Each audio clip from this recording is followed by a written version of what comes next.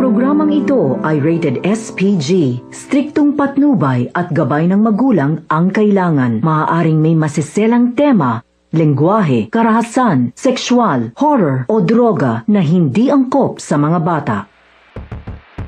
Kumusta mga ka-Serianatics? Welcome back muli sa ating channel, mga ka-Firewall. Isang napakatinding episode na naman na naghihintay sa atin mamaya. Base sa teaser at sa mga eksenang ipinakita, mukhang sunod-sunod na mga pangyayaring magpapabago sa direksyon ng kwento.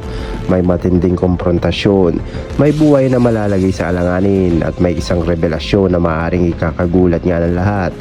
Sa pagbubukas ng episode, mapapansin agad ang matinding tensyon sa loob ng Team Firewall. Habang patuloy nilang hinahabol ang sindikato, tila mas nagiging desperado na rin ang kanilang mga kalaban.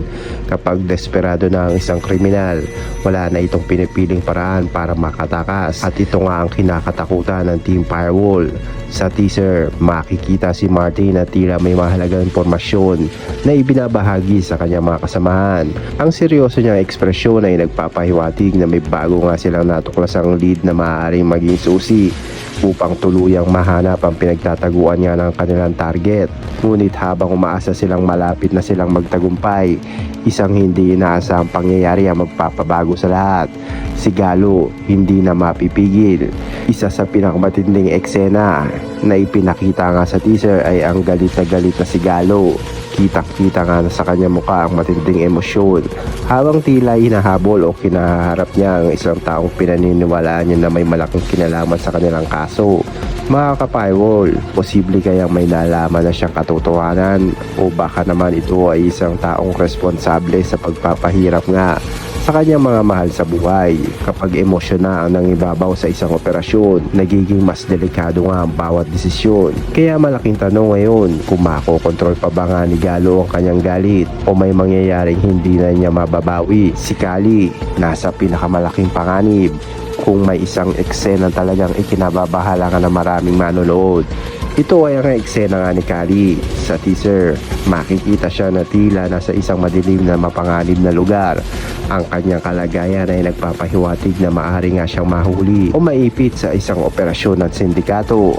Kung totoo nga ito, malaking dagok ito sa Team Firewall. Hindi lamang dahil isa si Kali sa pinakamahusay nilang miyembro, kundi dahil maaaring gamitin siya ng sindikato bilang pain upang ilabas nga sina Isa at Galo.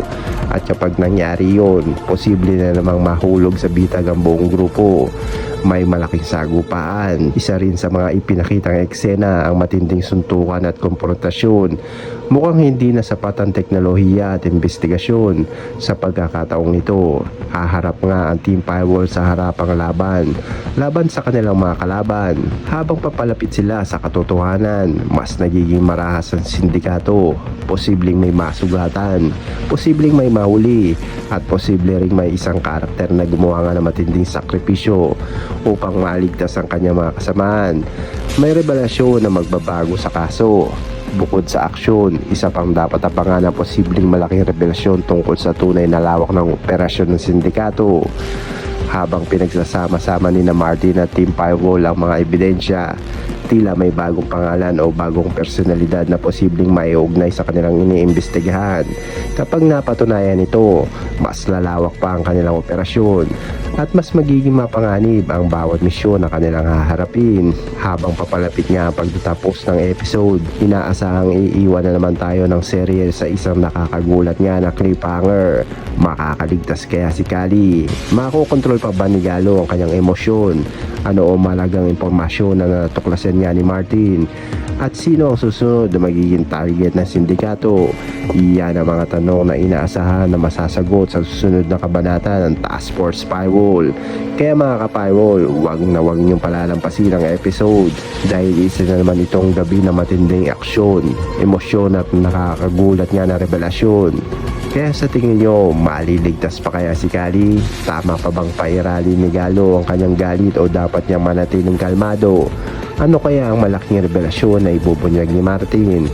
Kung nagustuhan nyo ang update na ito at huwag kalimutan na i-like, share at mag-subscribe na rin para lagi kayong updated sa mga recap prediction at pinakabagong balita tungkol sa Task Force Firewall.